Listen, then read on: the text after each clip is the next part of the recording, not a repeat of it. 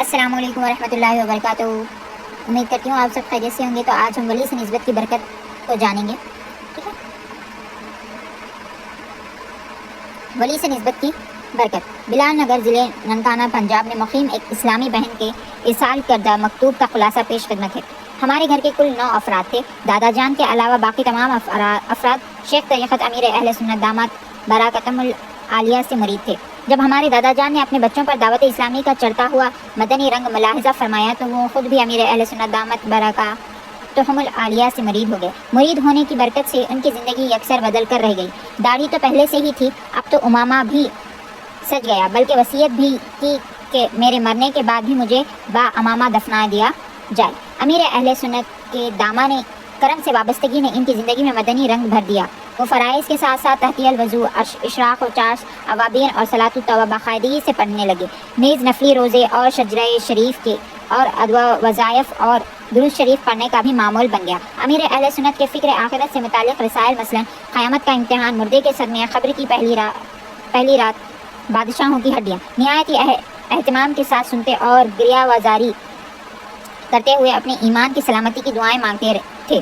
رب قدیر عزوجل کے فضل و کرم سے اسی کیفیت میں ان کے نہایت خوشگوار دن گزرتے رہے۔ رمضان المبارک کا بابرکت مہینہ اپنے دامن میں بے پایا رحمتیں اور برکتیں لیے ہمارے درمیان آ پہنچا۔ رمضان المبارک سے پہلے رجب اور شعبان کے روزے بھی دادا جان نے ہمارے ساتھ رکھے اور اس مبارک ماہ کے روزے بھی باقاعدگی سے رکھتے رہے۔ اس دوران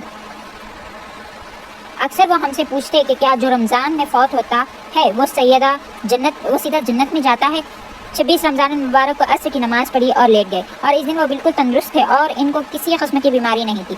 اچانک اٹھ کر بیٹھ گئے اور ایک دن ان کی طبیعت خراب ہو گئی۔ ہم بھاگ کر ان کے پاس گئے، انہیں سہارا دے کر سیدھا لٹا دیا۔ اس وقت ان کا جسم بالکل سخت اور ٹھنڈا ہو چکا تھا۔ یہ دیکھ کر سب بلند آواز سے کلمہ شریف پڑھنے لگے۔ خدا عزوجل کی قسمت 5 یا 6 منٹ بعد انہوں نے جھرجھری لی اور اٹھ کر بیٹھ گئے۔ ان کا جسم پہلے کی طرح نرم ہو گیا۔ ہم انہیں دبانے لگے تو کہا، میرا جسم بالکل ٹھیک ہے، درد نہیں کر رہا، بس میرا دل گھبرا رہا ہے۔ مسلسل یہی کہے جا رہے تھے کہ میرا دل گھبرا رہا ہے۔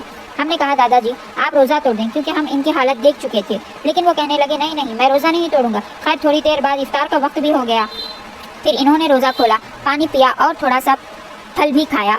اس کے بعد پھر لیٹ گئے۔ اسی دوران ان کی حالت مزید خراب ہو گئی اور مغرب کے 3 فرض لیٹے ہی ادا کیے۔ ہم سب اس بات پر حیران تھے کہ اتنی خراب حالت کے باوجود وہ ہر آنے والے کو پہچان لیتے اور اس کی بات بھی سن لیتے تھے، اور اس دوران ان کی زبان سے کوئی فضول شکوہ و شکایت کی بات نہ نکلی، بلکہ بلند آواز سے کلمہ شریف پڑھتے رہے۔ ان کے ساتھ سب گھر والے بھی مسلسل بلند آواز سے کلمہ شریف پڑھ رہے تھے۔ ہمارے دادا جان نے ایک مرتبہ نہیں بلکہ کئی مرتبہ بلند آواز سے کلمہ شریف لا الہ الا اللہ محمد رسول اللہ پڑھا، اور اسی طرح کلمہ پڑھتے عشاء کی اذان سے کچھ دیر پہلے اس دار ناپیدار سے ہمیشہ کے لیے آنکھیں موند لیں۔ جو بھی ان کے قابل رشک موت کے متعلق سنتا اش کر اٹھتا۔ اگلے دن 27 رمضان المبارک کو بعد نماز ظہر دادا جان کی تکفین و تدفین کی گئی۔ حسب وصیت سر پر امامہ شریف بھی سجایا گیا۔ شجرہ شریف، عہد نامہ، نقش نالے پاک وغیرہ تبرکات ان کے قبر میں رکھے گئے۔ ان کی تدفین کے اگلے روز ہی ان کے پوتے نے، جو کہ اس وقت اعتکاف میں موجود تھے، خواب میں دادا جان کو نہایت اچھی حالت میں دیکھا۔ اس کے علاوہ میری بڑی بہن یعنی ان کی پوتی کو بھی کئی مرتبہ خواب میں سفید کپڑوں میں ملبوس، روشن چہرے و داڑھی کے ساتھ نظر آئے۔ گھر کے کئی دوسرے افراد نے بھی معتبر کو ان کو نہایت اچھی حالت میں دیکھا۔ ادا ہو شکر تیرا کس زبان سے مالک و مولا، کہ تو نے ہاتھ میں دامن دیا عطا رکا یا رب۔ اللہ عزوجل کی ان پر رحمت ہو اور ان کے صدقے ہماری مغفرت ہو۔ صلو علی الحبیب صلی اللہ تعالی علی محمد۔ وقت وصال کلمہ شریف نصیب ہو گئے۔ حیدرآباد باب السلام سندھ پاکستان کے علاقے لطیف آباد کے مقیم ایک اسلامی بھائی کے حلیفہ بیان کا خلاصہ ہے۔ میر تائی کی ریڑھ کی ہڈی خراب ہو چکی تھی، جس کی وجہ سے وہ سخت بیمار تھیں۔ ہم نے انہیں جام شور شہر کے مشہور اسپتال میں داخل کروایا تھا۔ وہاں ان کا کافی عرصہ علاج جاری رہا، مگر کوئی افاقہ نہ ہوا، کیونکہ مرض بہت زیادہ بڑھ چکا تھا۔ ڈاکٹروں نے جواب دے دیا تھا، تو ہم انہیں گھر لے آ گئے۔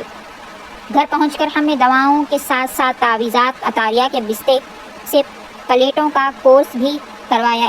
اس کی برکت سے طبیعت میں کافی بہتری آ گئی۔ خوش قسمتی سے اس دوران وہ شیخ طریقت امیر اہل سنت سے مرید بھی ہو گئی، مگر شاید ان کی زندگی کے دن پورے ہو چکے تھے، اور چند ماہ بعد کلمہ طیبہ پڑھتے ہوئے ان کی روح قبض انصری سے پرواز کر گئی۔ انا للہ و انا الیہ راجعون۔ ان کے انتقال کے بعد ان کے رشتہ داروں میں کسی نے انہیں خواب میں قرآن پاک کی تلاوت کرتے ہوئے دیکھا۔ نیز جب ہم ان کے چہلم والے دن فاتحہ خوانی کے لیے قبرستان گئے تو حیرت انگیز طور پر ان کے قبر پر ڈالے گئے پھولوں سے نال پاک کا نقش بنا ہوا تھا۔ الحمدللہ عز وجل انہیں حضور غوث اعظم رحمۃ اللہ علیہ اور امیر اہل سنت سے مرید ہونا کام آ گیا، اور نہ صرف مرتے وقت انہیں کلمہ شریف نصیب ہوا بلکہ مرنے کے بعد انہیں اچھی حالت میں بھی دیکھا گیا۔ اللہ عز وجل کی ان پر رحمت ہو اور ان کے صدقے ہماری مغفرت نسبتیں رنگ لے آئی۔ میٹھے میٹھے اسلامی بہنوں اور بھائیوں، الحمدللہ عز وجل ان بہاروں کو پڑھ کر ایسا لگتا ہے کہ وقت موت کلمہ طیبہ پڑھنے والے ان خوش نصیبوں کو دعوت اسلامی کے مدنی ماحول اور زمانے کے ولی کامل امیر اہل سنت کے دامن سے نسبت رنگ لے آئی اور انہیں آخری وقت کلمہ نصیب ہو گیا۔ مرتے وقت کلمہ طیبہ پڑھنے کی فضیلت، خدا عز وجل کی خوش قسمت ہے وہ مسلمان جسے مرتے وقت کلمہ طیبہ پڑھنے کی سعادت نصیب ہو جائے۔ چنانچہ اللہ کے محبوب دانائے غیوب منور عن العیوب صلی اللہ علیہ وسلم کا فرمان مغفرت نشان ہے، من کان آخر کلامہ لا الہ الا اللہ دخل الجنہ، جس کا آخری کلام لا الہ الا اللہ ہو وہ جنت میں داخل ہوگا۔ وقت آخر اور ادا کی تکرار، چکوال پنجاب پاکستان کے مقیم ایک اسلامی بھائی کے تحریری بیان کا خلاصہ ہے۔ میرے تایا جان حاجی محمد نسیم اتاری جنہوں نے میری پرورش کی امیر اہل سنت سے بے انتہا محبت کرتے تھے اور مدینہ منورہ سے ان کی محبت کا تو یہ عالم تھا کہ انہوں نے اپنی ملازمت کے اختتام پر ملنے والی تمام رقم سفر حج و زیارت مدینہ میں خرچ کر دی۔ جب میں دعوت اسلامی کے مشکبار مدنی ماحول سے وابستہ ہوا تو میرے سر پر سبز امامہ شریف دیکھ کر بہت خوش ہوتے اور کہتے کہ آپ کو دیکھ کر تو مدینے کی یاد آ جاتی ہے۔ فیضان سنت کا درس سنتے تو بے اختیار رونے لگتے۔ انتقال سے ایک ہفتہ پہلے مسجد میں نمازیوں سے کہنے لگے کہ ہو سکتا ہے اگلے ہفتے ملاقات نہ ہو۔ زندگی کے آخری 3 دن میں نے انہیں 3 ورد کثرت سے کرتے دیکھا، استغفار، کلمہ شریف، الصلاۃ والسلام علیک یا رسول اللہ صلی اللہ علیہ وسلم۔ انہوں نے اپنی زندگی کی آخری رات مجھے جگایا اور کہا کہ وضو کر کے آؤ اور مجھے سورہ یاسین سناؤ۔ میں نے حکم کی تعمیل کی، سورہ یاسین سن کر فرمانے لگے مجھے بہت سکون حاصل ہوا ہے۔ 17 رمضان المبارک مطابق نومبر 2005 کو میں نے ایک جگہ کام سے جانا تھا۔ میں نے اجازت مانگی تو فرمانے لگے مت جاؤ، شاید پھر واپس آنا پڑے۔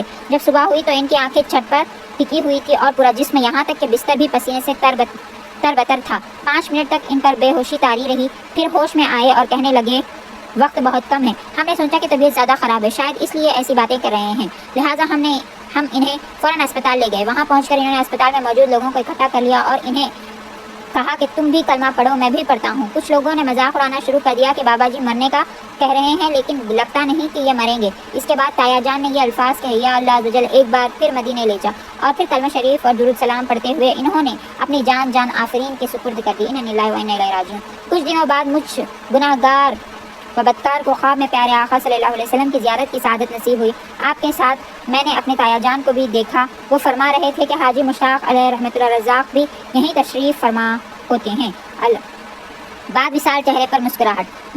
مرکز الاولیاء لاہور پنجاب پاکستان کے محمد ناصر اتائی تقریباً 15 برس تک دعوت اسلامی کے مدنی ماحول سے وابستہ رہے۔ وہ کثرت سے مدنی قافلوں میں سفر کرتے اور جب سے مدنی انعامات کی ترکیب بنی تو ہر ماہ مدنی انعامات کا رسالہ پر کر کے جمع کرواتے رہے اور آہستہ آہستہ اپنا عمل بڑھاتے چلے گئے۔ گھر والوں کی طرف سے کچھ مشکلات کا سامنا بھی کرنا پڑا، مگر ان کی استقامت مثالی تھی۔ تقریباً